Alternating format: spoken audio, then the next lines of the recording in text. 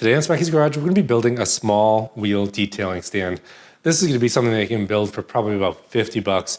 It's going to be simple so that you can take a wheel off a car, you can put it on this, you can rotate it and detail it, clean it perfectly, get all the angles.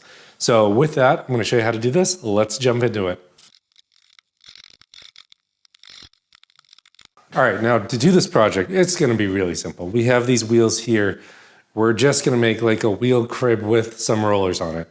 Now I picked these rollers up off Amazon. I'll link them in the description below if you want to do this.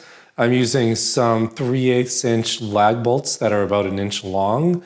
And we're just going to bolt this to some pieces of wood and hold the wheel up.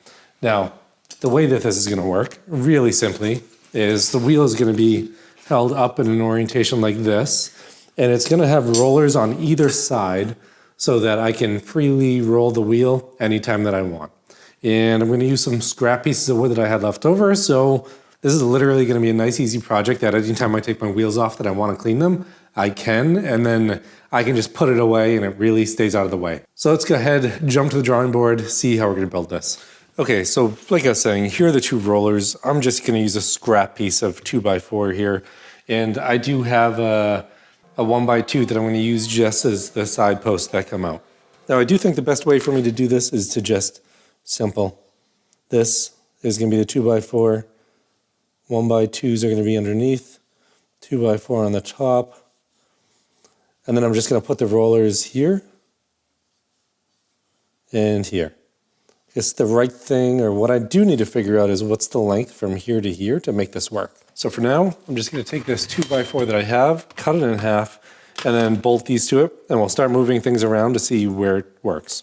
Now, the reason why I want to do this project is because my wife's car had a CV boot failure and it covered the back of the wheel with grease, and some of it came out the front. Well, I also contributed to the coverage by shoving more grease in there to have it last a few more days until the part came, so these need to get cleaned.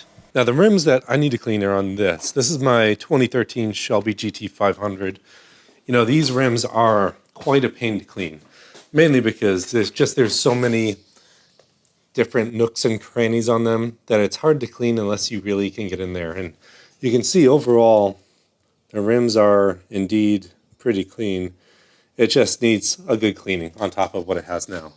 The car overall, I mean, it has maybe 10,000 miles on it, maybe 11,000. It is pretty clean. I just haven't got to drive it that much and haven't really had it on the channel at all. Maybe I'll do something with it this year. But on the channel, you usually don't see this garage. You usually see those two over there. Maybe sometime soon. Okay, so now with these all cut, filed, and sanded a little bit, I'm ready to go ahead and bolt these on. I'm going to mark just the two end spots and I'm going to bolt them on there. It's not really critical exactly where they go in here, as long as they stay parallel. You want this to roll flat on the wheel. So I'm going to go ahead and mark these down. I'm going to mark them in the same location, drill some pilot holes, put these in, and then get ready for cutting the legs.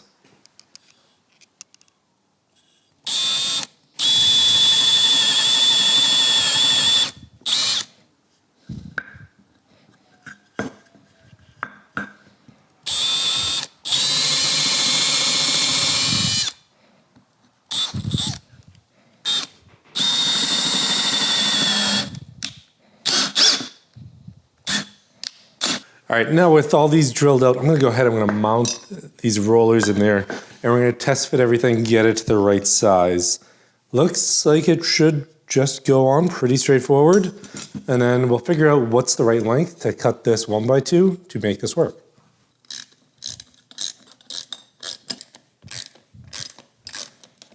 All right, just a little curious, if I put this on just like this, not going to work, but you can get an idea of where this needs to go. All right, so for this size tire, this is obviously as large as you can go. Any closer together and it'll just lift the tire off and it won't be making contact anymore. So with this, I'm probably going to make it maybe like 14 inches. So just pull them in on either side and that should give me enough clearance for this tire and rim. All right, so after playing with this for a while, I've decided to go with 18 inches. That looks like what's going to give me the best effectiveness of having this at the right angle so the load's pushing mostly down and not specifically to the side. So with that, I'm gonna go ahead and cut this 1x2 and then bolt everything together, see how it looks and how it works. The F-150s do make good workbenches.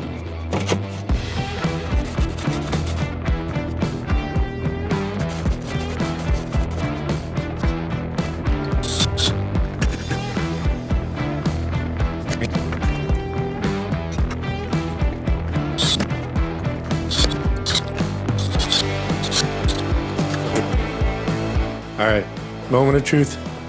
Here we go.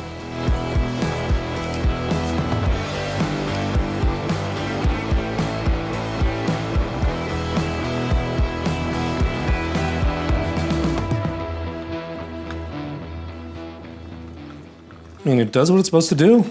It rotates the wheel. I can now take it, clean all the different angles. These are still in. They feel pretty sturdy. Those aren't going anywhere. And now I guess it's time just to get to the wheels.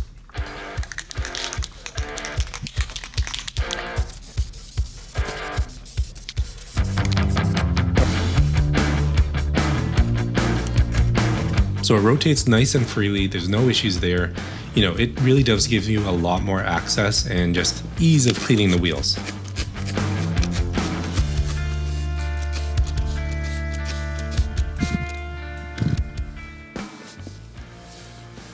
Overall, pretty happy with them. I mean, they seem to be doing what they're supposed to be doing. It's easy to move things around, clean now, and just get the rim cleaned without having to worry about moving it around everywhere. Makes me feel a little bit lazy, but it's nice and easy to do. It really allows you to get access to places that you typically wouldn't. Like on the wheel, if I'm doing it on a car, I would have to move around to see this, but this, I can just literally look at all the different areas as I spin the wheel. It's really great if you're willing to take the wheel off to do the cleaning.